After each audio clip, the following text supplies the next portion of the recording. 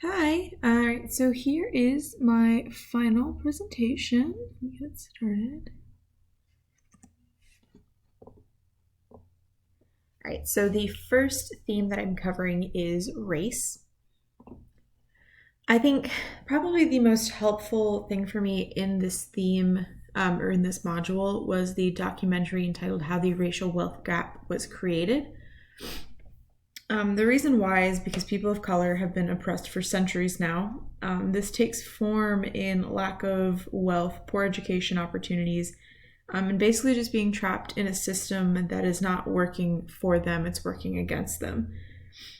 So we also learned from one of the videos that we watched in that module that race is not biological, it's really a social construct, which is something that I think is kind of important when you're looking at a classroom setting or when you're looking at just us as a society in general.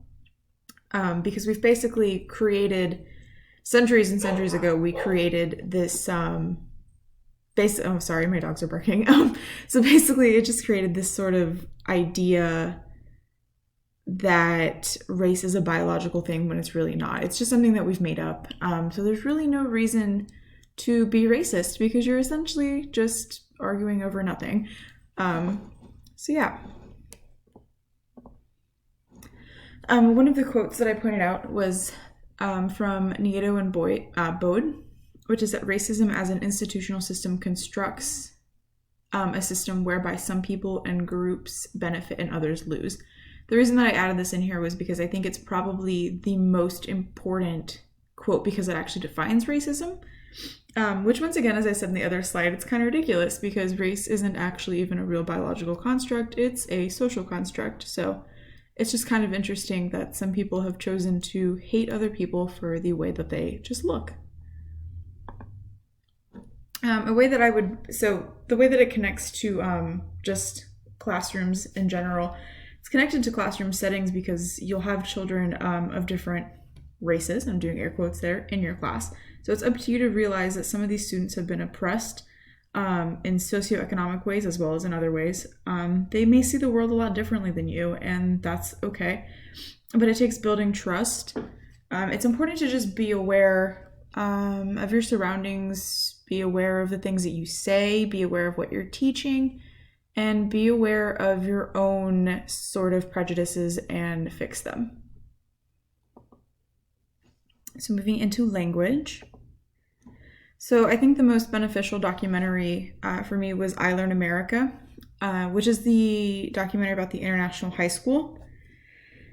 And I also put that the discussion board activity where we did the immigration collage was probably one of my favorite things that we've done all semester, simply because I got to do something in a more artistic sense instead of just kind of like writing stuff down. I felt like it was a really good way to visualize and learn some different things.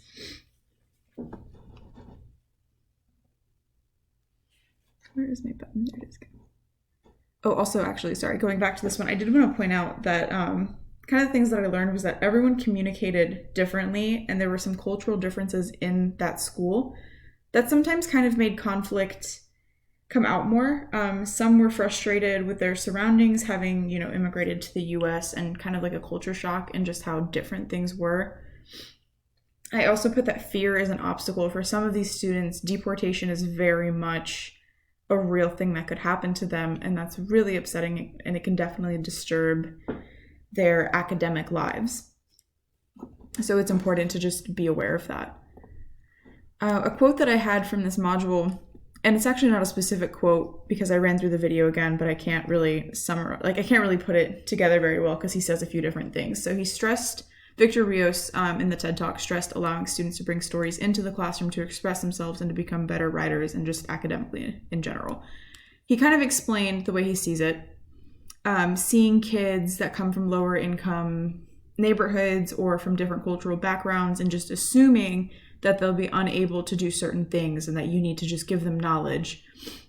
He really stresses the fact that you need to allow students to bring all of those aspects and where they came from into classrooms in order to really let them grow academically. So essentially what the quote is your community has made you stronger through different struggles and such. So use that to better yourself academically and then go back and make your community stronger.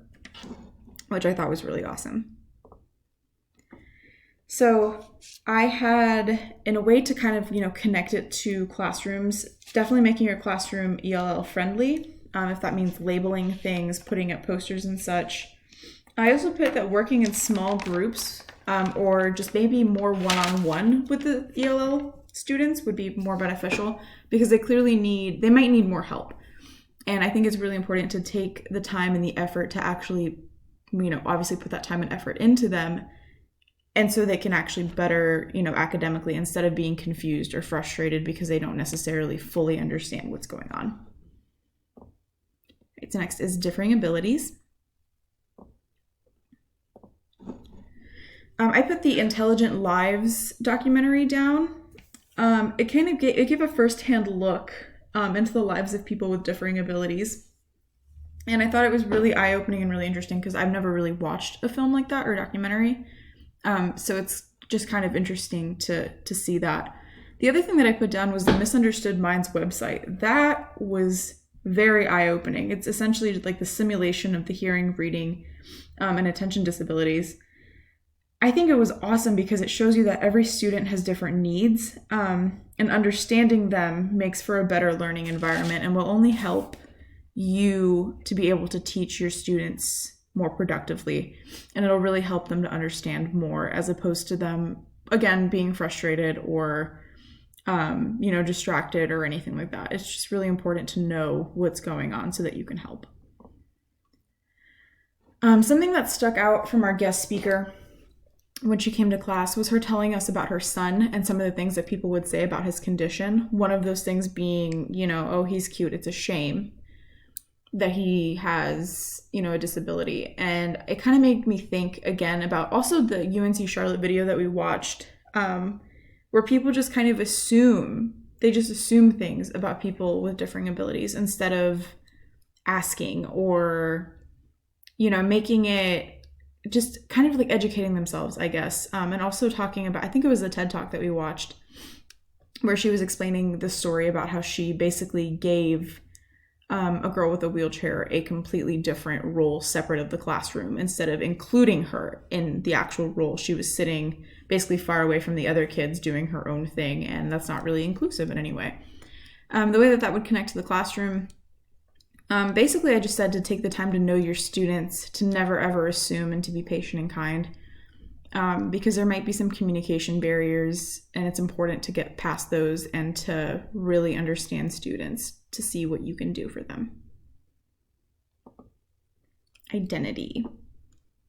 So I did point out the documentary, but in this case it was a video, the UNC Charlotte video on identity. And then the privilege bead exercise was kind of eye-opening as well, because it's basically, I realized I'm basically as privileged as they come. It was awesome. It leaned into an uncomfortable topic, and it didn't focus on oppression as much as it focused on your own privilege. So it kind of gives you a different look of like, okay, well, here's, how I kind of play into that. Our guest speaker for identity emphasized asking for pronouns on the first day of class, which is something that I thought was really, really important and something that I hadn't really thought of. So classroom-wise, similar to differing abilities, be aware, be open, ask for pronouns, never assume.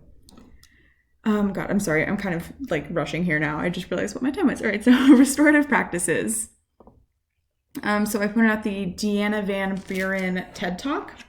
The reason being was because I thought she really summarized restorative practice pretty well and restorative justice. Overall, restorative practice is about healing, not punishment. Dr. Allen also emphasized a lot of these things that we had already learned about, but I thought it was interesting to hear it from his point of view because this is his job. He actually does this. So in the classroom, I put patience. You have to be patient. You have to be kind, understanding and receptive. You have to understand that sometimes students might have a problem with the way you're teaching and the way you're doing things, and they're not really receptive to that. So it's important to go into circles, which I did put down there openly. I also put communication because that's another big part of restorative practices. I did put the crib to prison pipeline for some communities. So that pipeline is present for some communities. And as teachers, we can disrupt this. We do have an influence on students' lives. So as long as you build some trust with them, it should be kind of positive, and it would be a little bit easier to talk to them in a circle setting as opposed to just punishing them or, taking them out of the classroom, because no one gets anything out of that. So I am slightly over my time. But yeah, that's pretty much it. Thank you.